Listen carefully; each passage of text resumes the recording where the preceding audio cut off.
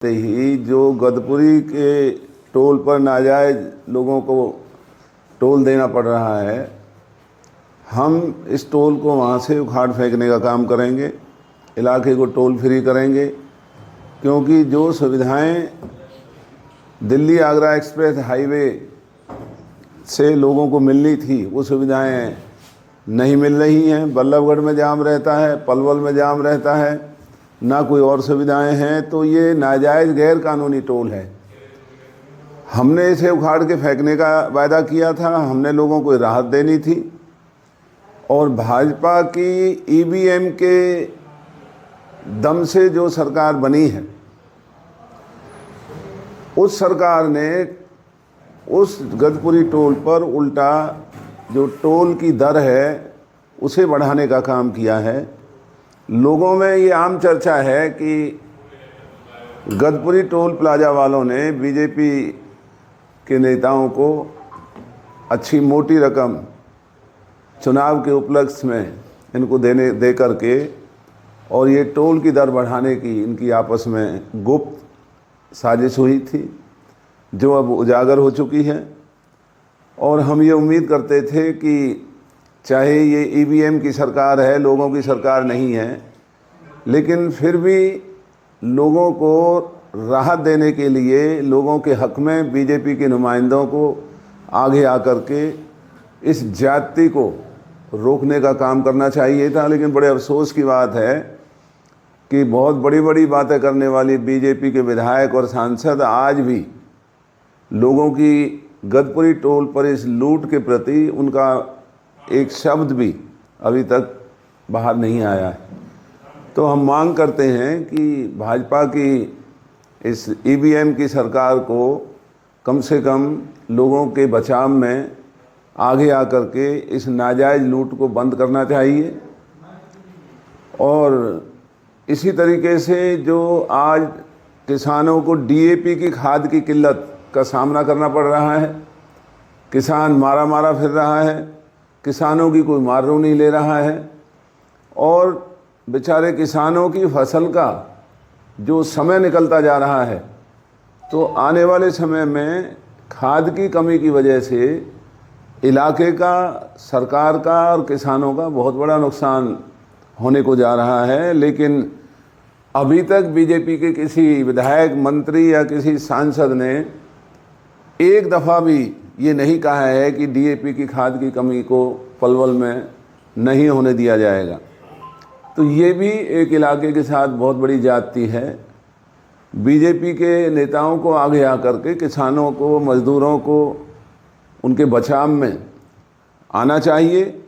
और जो जबरन किसानों को डीएपी महंगे दाम पर खरीदने पड़ रही है, डीएपी के एवज में नाजायज़ दवाइयाँ खरीदनी पड़ रही हैं, उस जाति से इलाके के लोगों को बचाना चाहिए। और नहरों की हालत ये है कि नहरों में, रजवाहों में जो इस वक्त पानी की ज़रूरत है, न रजवाहों में पानी है, न नहर में पानी है।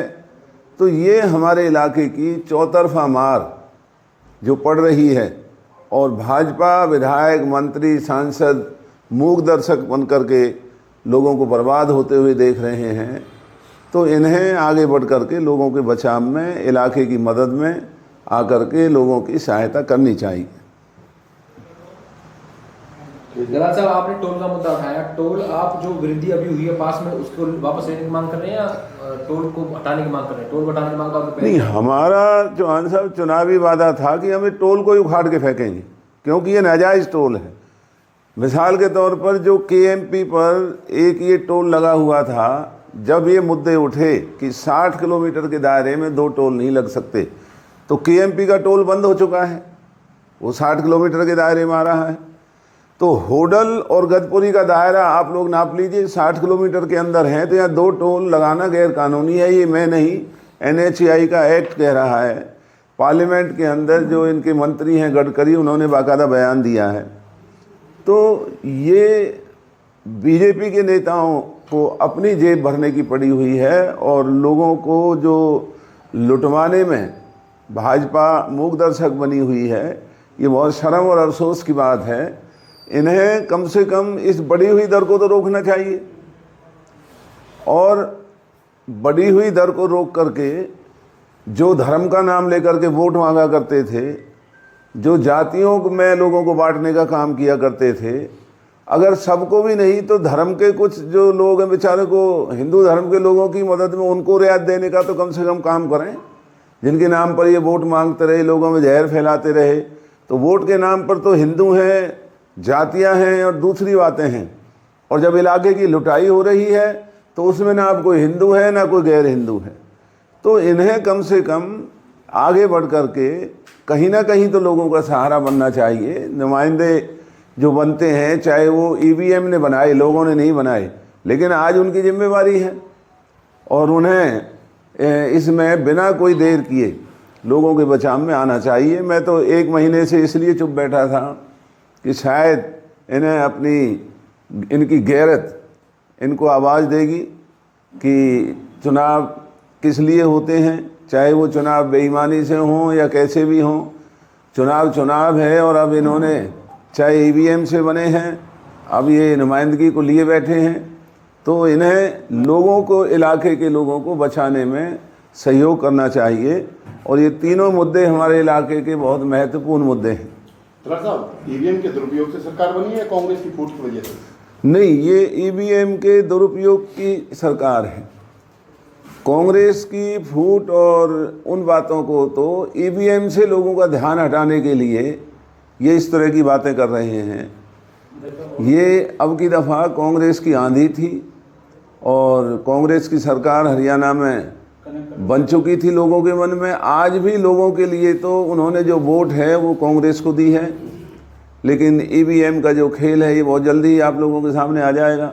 लेकिन आज मेरा निवेदन ये है सर, साहब ईवीएम का हम फिर कर लेंगे। आज तो ये जो 3 लोकल मुद्दे हैं इनको ऊपर हमें ज़्यादा केंद्रित करना है। दलाल साहब, डीएपी का मुद्दा हर वर्ष रहता है, हर वर्ष कमी रहती है, क्या सरकार कमी पूरी नहीं कर पा रही है? कोई साजिश है इसमें कि डीएपी पूरा न दे जाए किसानों को? हो गया ये डीएपी की कमी जब हमारी कांग्रेस की सरकार हुआ करती थी तो आपको याद होगा चौहान साहब, कभी भी डीएपी की कमी हमारे इलाके में हम नहीं होने दिया करते थे।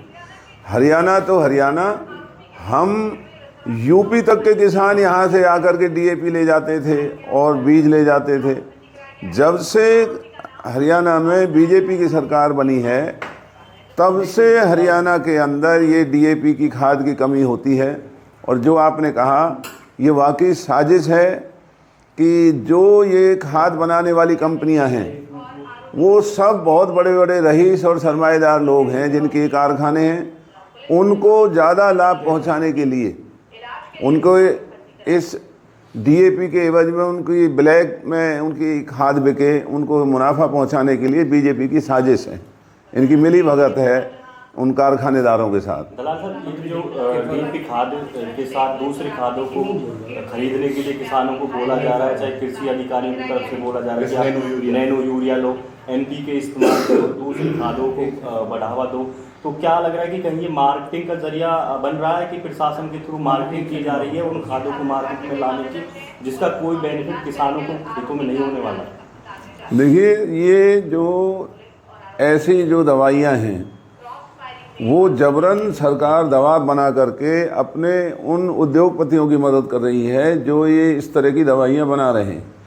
किसानों को अच्छी तरह से मालूम है कि डीएपी का कोई भी दूसरा बदलाव नहीं हो सकता, तो जबरन जानबूझ करके ये डीएपी के बदले और इस तरह की ये जो दवाइयाँ हैं ये किसी काम की नहीं, ना ये किसानों के उत्पादन में मदद कर सकती हैं। तो सरकार का दबाव है और जो बनाने वाले उद्योगपति हैं उनकी मदद करने के लिए सरकार अधिकारियों का दुरुपयोग कर रही है, किसानों को गुमराह कर रही है और ये बहुत बड़ी जाती है। कांग्रेस पार्टी क्या मैदान में उतरेगी इस चीज़ को लेकर, क्योंकि पूरा पीक टाइम जो है किसानों का चला हुआ है कि प्रदेश स्तर में इसको लेकर विरोध प्रदर्शन किए जाए? दलाल साहब, एक बात बताओ, सरकार की कमियां हैं वो आपने उजागर कर दी, तो अब आप क्या करोगे इस मामले में? वही जो रुस्तम जी ने भी कहा उसी बात पे मैं आ रहा हूँ कि अभी आंदोलन करना, अभी हमारी पार्टी का ये पार्टी के फैसले होंगे, जो मीटिंग हमारी होंगी, लेकिन अभी हम आप लोगों के माध्यम से इस सोई हुई निकम्बी सरकार को जगाने का काम कर रहे हैं। उनको ये बता रहे हैं कि भाई इस तरह की जाति इलाके के साथ क्यों हो रही है। तो आंदोलन ही ज़रूरी नहीं होते, सरकार का फ़र्ज़ है, चाहे ये ईवीएम की सरकार है, लेकिन आज वो सरकार है तो इन्हें लोगों के बचाव में आना चाहिए। और जब आंदोलन करने का समय आएगा तो हम आंदोलन भी करेंगे, लेकिन वो पार्टी के स्तर पर, क्योंकि अकेले पलवल की दिक्कत नहीं, ये किल्लत पूरे हरियाणा में है, पूरे हरियाणा के अंदर है। तो जब कभी भी संघर्ष करने होंगे, आंदोलन करने होंगे, हम वो भी करेंगे, कोई परहेज नहीं करेंगे। टोल का मामला नहीं पलवल का ही। टोल का मामला पलवल का है, उसमें मेरा केस हाई कोर्ट के अंदर चल रहा है। और जैसा मैंने कहा कि हमने तो ये टोल हटाने का ही ऐलान था, खुला ऐलान था, लेकिन इतनी हिमाकत की चुनाव ख़त्म होते ही अगले ही दिन, एक दिन भी इंतज़ार नहीं किया। तो लोगों में चर्चा ये है कि इन्होंने बीजेपी के नेताओं को मोटा चंदा दिया है और इलाके के साथ ये जो इतनी बड़ी जाति की है। तो हम अपनी लड़ाई कोर्ट में लड़ रहे हैं और लड़ते रहेंगे। कोर्ट से उम्मीद है? जी बिल्कुल, न्यायपालिका पर हमें भरोसा है और न्यायपालिका ज़रूर हमारे इलाके के साथ न्याय करेगी। लेकिन बीजेपी के लोग क्या कर रहे हैं, कम से कम इनको इतनी शर्म तो आनी चाहिए थी कि चुनाव से अगले ही दिन इस तरह से नाजायज़ धन वसूली का काम जो टोल वालों ने किया है, तो इन्हें कम से कम खड़े होकर बोलना चाहिए था, अभी तुम इस तरह से कैसे कर सकते हो। इसका मतलब जो लोग आरोप लगा रहे हैं, इन्होंने चंदे के एवज में लोगों को लुटवाने के लिए ये इस तरह से उसमें इजाफा करवाया है। ये इजाफा टोल कंपनी ने अपने आप नहीं, बीजेपी को चंदा दे करके और उसके एवज में इलाके को लुटवाने का ये षड्यंत्र हुआ है। आपने पंचायत की थी तो सस्ती वो रेट बनाने का वादा किया था, अब वो बदल दिया। पंचायत में लिखित में आप लोगों का इनके कोई एग्रीमेंट नहीं हुआ था जब पंचायत में? नहीं, इस किया जाएगा लोकल इलाके के लिए? नहीं, इस चीज़ का कोई लिखित में हमारा करार नहीं था, लेकिन इन टोल कंपनी को हमारा इतना भय था कि चुनाव से पहले उनकी हिम्मत नहीं हुई। एक दफ़ा उन्होंने बढ़ाने की बात कही थी तो हमने उनको कहा, तो डर के मारे उन्होंने दर नहीं बढ़ाने का फैसला लिया। और आज जैसे ही हम चुनाव हारे हैं, चुनाव हारते ही अगले ही दिन इन्होंने इस तरह से इलाके के संग ये जाति की है। तो यहाँ बीजेपी के लोगों को जो ये धर्म के नाम पर वोट मांगते हैं, तो कम से कम कोई धर्म के लोगों को ही राहत दिलवाने का काम करें। चलो भाई, सबको नहीं देते हैं, तो जिस धर्म की ये ज़्यादा पूजा अर्चना कर रहे हैं उस धर्म के लोगों को ही राहत दिलवाने का काम करें, सबको क्यों लुटवा रहे हैं। पहले जैसे आपने पंचायतें की और अब की बार जो ये टोल बढ़ चुका है, इस पर आपका क्या जो है एक्शन रहने वाला है लोगों के साथ? अभी तो हम बीजेपी की सरकार को ही उलाहना दे रहे हैं और इनके ऊपर आरोप लगा रहे हैं कि ये जो चुनाव में चंदा, मोटा चंदा लेकर के टोल कंपनी से और अगले ही दिन ये बढ़ाने का काम जो किया है, ये गलत है। और जहाँ तक हमारा सवाल है, मैंने हाई कोर्ट में केस डाल रखा है और उसमें हम अपनी लड़ाई लड़ेंगे। और समय आने पर अगर कोई दूसरी भी लड़ाई लड़नी पड़ी, अभी तो हम उम्मीद करते हैं कि शायद भाजपा के नेताओं को थोड़ी शर्म आएगी और वो लोगों को बचाने के लिए आगे बढ़ेंगे। और अगर फिर भी ये बेशर्मपने से ऐसे ही रहते हैं तो आगे अगर संघर्ष करना पड़ा तो संघर्ष भी करेंगे।